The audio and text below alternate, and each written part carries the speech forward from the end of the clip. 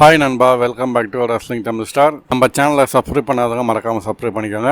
இன்னைக்கு WWE SmackDown வந்து பாத்தீங்கன்னா ஒரு சூப்பரான ஸ்மாக்டவுன் வந்து இருந்துச்சு. ஸ்மாக்டவுன் ஆரம்பத்திலே நம்ம பீஸ்ட் பிராக் லெஸ்னர் வந்து பாத்தீங்கன்னா ரிங்குக்கு வராரு. ஒரு பேர்சத்துக்கு முன்னாடி வந்து பாத்தீங்கன்னா நம்ம ஆர்ட்ரூட் வந்து பாத்தீங்கன்னா ரொம்ப என்ஜாய்மெண்டோட ஃபேன்ஸ் கிட்ட என்ஜாய் பண்ணி ரிங்குக்கு வராரு. பார்க்க வேண்டாம் ஆர்ட்ரூட்டை பார்த்து வாய முடியாதுன்னு சொன்னா நம்ம ஆர்ட்ரூட் இல்ல, நான் இன்னொரு ரூட்ல வரட்டா, நான் தான் இந்த ரிங்குக்கு முதல்ல வந்தேன், வெல்கம் பேக் பிராக் லெஸ்னர். இதுக்கு முன்னாடி உன்னை பார்த்து எனக்கு பயமா இருந்துச்சு, ஆனா இப்ப கிடையாது. பார்க்க ஆர்ட்ரூட்டை பார்த்து உனக்கு என்ன நெஞ்சல் தெரியல, என்ன வந்து பாத்தீங்கன்னா இந்த மாதிரி இன்ட்ரோட் பண்ணுன்னு சொல்லிட்டு கேட்டேன். ஆர்ட்ரூட் பிராக்கா பார்த்து, நீ வந்து என்னோட சைல்ட்ஹுட் ஹீரோ, என்னோட பெரிய அண்ணன், 25 வருஷமா அவன் வந்து ரொம்ப மரியாதை இல்லாம நடத்துற, அதனால தான் நான் இங்க வந்திருக்கேன். மறுபடியும் பிராக் லெஸ்னர் ஆர்ட்ரூட்டை பார்த்து, நீ எதுக்குப்பா இங்க வந்திருக்க அப்படின்னு சொல்லிட்டு கேட்டேன். நான் வந்து ஜான்சனோட மரியாதை காப்பாற்ற வந்திருக்கேன், எங்க அண்ணனோட மரியாதை காப்பாற்ற வந்திருக்கேன். பிராக் வந்து ஆர்ட்ரூட்டை பார்த்து உன்னோட பேர் என்னன்னு கேட்டா, என் பேரு ரான் சீனான்னு சொல்றாரு. அது மட்டும் இல்லாம பிராக், நீ ஜான்சனை அட்டாக் பண்ணது மூலமா நம்ம ஜான்சனோட அசல் ராயல்டி ரெஸ்பெக்ட் எல்லாத்தையும் வந்து பாத்தீங்கன்னா அவமதிக்கிற. பிராக் ஆர்ட்ரூட்டை பார்த்து, ஒழுங்கா இந்த ரிங்க விட்டு போறியா இல்லையான்னு சொல்லிட்டு கேட்க, ஆர்ட்ரூட் என்னாலலாம் போகலாம் முடியாது. பிராக் நம்ம ஆர்ட்ரூட்டை பார்த்து, என்ன உன்னோட பல்லுல உன்னை காணமேன்னு சொல்லிட்டு கேட்டா, ஆர்ட்ரூட் வந்து முழிக்கிறாரு. டக்குன்னு தூக்கி நம்ம பிராக் லெஸ்னர் F5 போட, பிராக் லெஸ்னரோட பேண்ட் வந்து பாத்தீங்கன்னா பின்னாடி கிழிஞ்சு போகுது. அதெல்லாம் கண்டுக்காம பிராக் லெஸ்னர் வழக்கம் போல வந்து பாத்தீங்கன்னா ஜம்ப் எல்லாம் பண்ணிட்டு அப்படியே வேற லெவல்ல நகர்ந்து போயிடுறாரு. அடுத்து சாமி சைன் வந்து பாத்தீங்கன்னா பேக் சைட்ல யாருக்கிட்டே பேசுறாரு. இன்னைக்கு ஓப்பன் சேலஞ்ச் வந்து யாரு அப்படின்னு சொல்லிட்டு உனக்கு தான் அப்படின்னு சொல்லிட்டு கன்ஃபார்ம் பண்றாரு.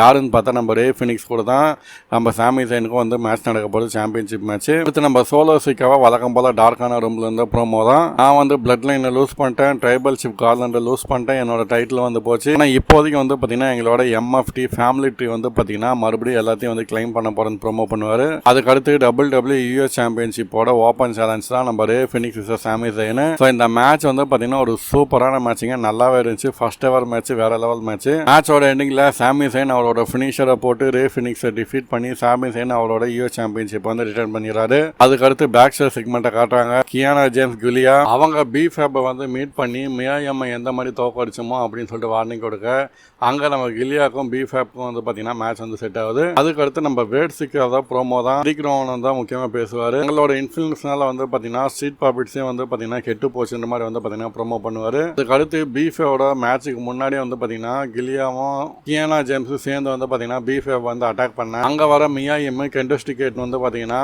பீஃபேப் வந்து காப்பாற்றுறாங்க. அதற்கடுத்து ரெசல்மேனியா 43 சவுதி அரேபியாவில் 2027 நடக்க போகுதுன்னு சொல்லிட்டு அஃபிஷியல் அனௌன்ஸ்மெண்ட் அந்த ஒரு வீடியோ வந்து காட்டுறாங்க. அதுக்கடுத்து நம்ம அலாஸ்டா பிளாக் வந்து பார்த்தீங்கன்னா டேமின் பிரீஸ்ட், நீ வந்து என் கூட தொடர்ந்து ஃபைட் பண்ணலாம், நம்ம ரெண்டு பேரும் ஒட்டுக்கா சேர்ந்தா வேற லெவல் வந்து பர்ஃபார்ம் பண்ண முடியும்னு சொல்லிட்டு வந்து பார்த்தீங்கன்னா டாக் டீமுக்கு வந்து இன்வைட் பண்ணுறாங்க டேமின் பிரீஸ்ட்டை. அதற்கடுத்து WWE women championship match Jade Cargill versus Stephanie. இந்த மேட்ச் ஒரு அட்டகாசமான மேட்சுங்க, நல்ல மேட்ச் தான். மேட்சோட எண்டிங்கில் ஃப்ளோரில் இருக்கிற ஜேட் கார்கில் மேலே 3 சொல்லிட்டு போகிறாங்க, ஆனால் மிஸ் ஆகிடுது. ஜேட் கார்கில் வந்து பார்த்தீங்கன்னா நம்ம ஸ்டிஃபானியா டைம் கீப்பர் பேரிகேட் மேலே தள்ளி விட்டு கவுண்ட் அவுட் முறையில் இந்த மேட்ச் வந்து பார்த்தீங்கன்னா டபுள் கவுண்டர் டிரா ஆயிருது. இதனால நம்ம டிஃபானி கிட்டே WWE உமன் சாம்பியன்ஷிப் வந்து பார்த்தீங்கன்னா ரிட்டர்ன் ஆயிருது. மேட்ச் முடிஞ்சோடனே நயாஜாக் சப்பீரியாரிட்டி ஜேட் கார்கிலையும் டிஃபானி அட்டாக் பண்ணி ஸ்டாண்டிங் தான் நிற்கிறாங்க. அதற்கடுத்து நிக்கல் டீஸை மீட் பண்ண செல்சிகிரினு எங்களுக்கு டாக் டீம் சாம்பியன்ஷிப் ஆய்வு பண்ணுன்னு கேட்டால் சார்லஸ் ஃபெருக்கு இன்ஜுரி இருக்கு, ஆனால் அவங்களோட சாம்பியன்ஷிப் வந்து பார்த்தீங்கன்னா NXல வந்து டிஃபெண்ட் பண்ணுவாங்கன்னு சொல்லிட்டு நம்ம நிக்கல் டீஸ் வந்து ரிவீல் பண்ணுவார். அடுத்து வழக்கம் போல நிக்கல்ஸை மீட் பண்ண மிஸ் நம்ம கார்மெலேகஸ் கிட்ட வந்து பார்த்தீங்கன்னா மேட்ச் ஆப்பர்ச்சுனிட்டி வந்து கேட்பாங்க சாம்பியன்ஷிப் கோசரம். அதுக்கடுத்து பேக்ஸில் நம்ம ரேமஸ் வந்து வேர்ல்டு கொலைடை வந்து ப்ரொமோட் பண்ண, அங்கே வர டாமினிக் மிஸ்டீரியோ நான் வந்து பார்த்தீங்கன்னா AAA மெகா சாம்பியன்ஷிப்பை வின் பண்ணா